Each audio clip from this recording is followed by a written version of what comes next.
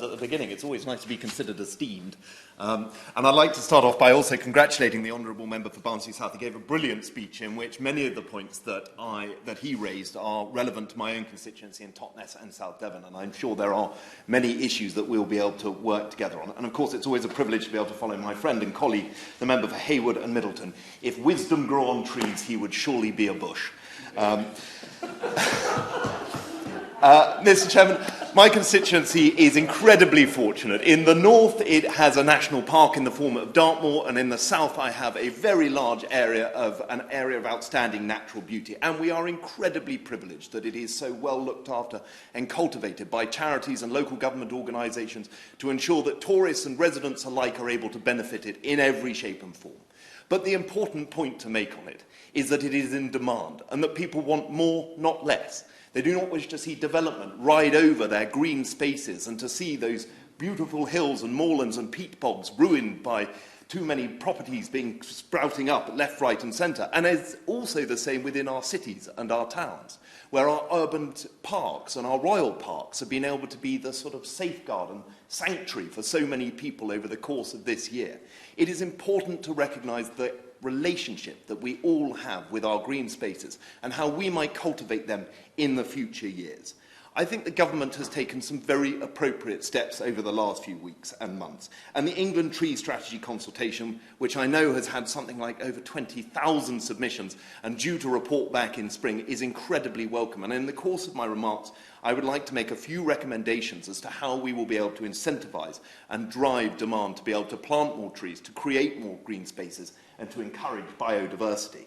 And of course, under the 25-year Environment Plan, the £5.7 million made available to plant 1.8 million trees by 2025.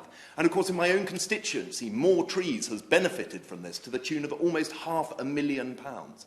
This is a local organisation based just outside of Totnes that since its establishment, has planted 145,000 trees to date, 100% of which are native species, restoring 88 sites, relying on thousands of volunteers. And of course, the money that is being given to them doesn't just lead to the planting of more trees, it leads to the creation of new jobs and new sites to be established where we can green and can improve biodiversity in every shape and form.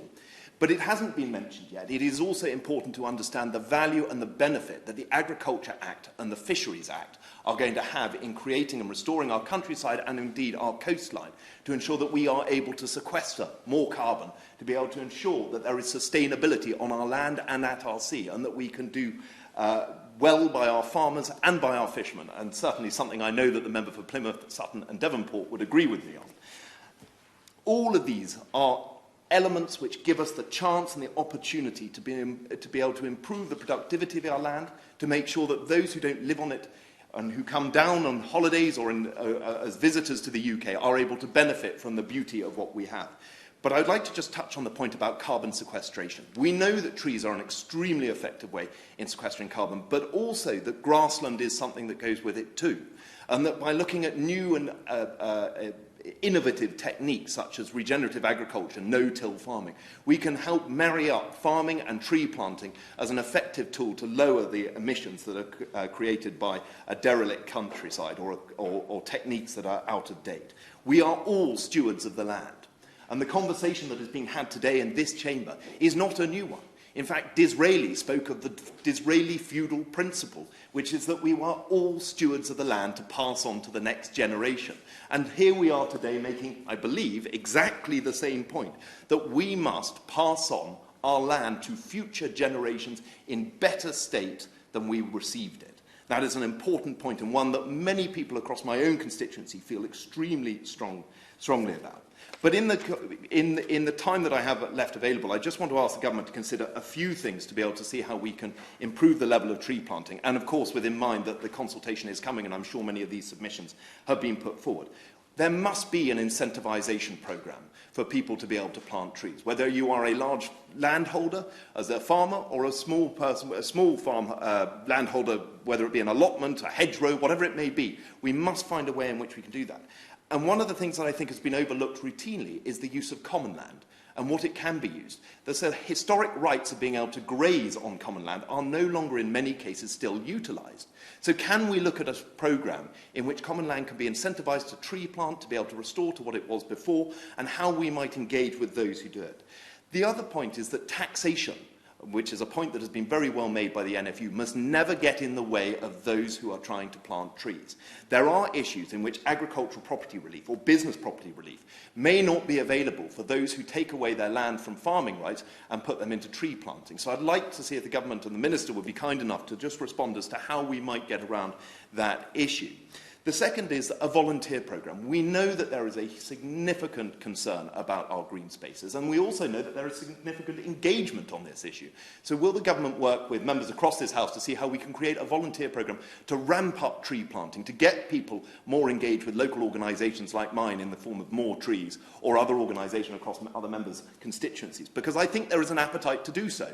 And if we can do something like that, we will be able to meet the 70,000 trees a year target and go beyond it. And in fact, if we have the recognition that we want to have most of our 12% more of our country covered by trees by 2060, I think this would be the suitable way to do it.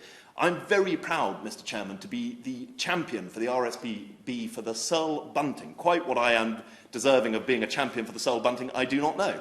But I spend many happy moments in South Devon walking the southwest coastal path in looking for the Searle bunting. I've yet to see it, but it is there. I have been told I may have been looking at the wrong bird, which is a slight problem. But it is an important point to make about biodiversity. We know that if we improve our hedgerows and our trees, that we can improve biodiversity. Biodiversity has been hit so incredibly hard over the last 40 to 50 years. So let us use this opportunity to make sure that we are cultivating the biodiversity by using natural species of trees and plants to be able to help regrow and recultivate that wildlife. Our green spaces must be maintained, whether in urban centres or in the rural countryside, as has already been made brilliantly by the member for Holton. The Minister has been a champion of this issue, and I look forward to seeing what happens in the Environment Bill when it comes back before the House. But I hope she will work with all of us to shape this opportunity for us to plant more trees, to embody the opportunity to give future generations more green spaces. Thank you.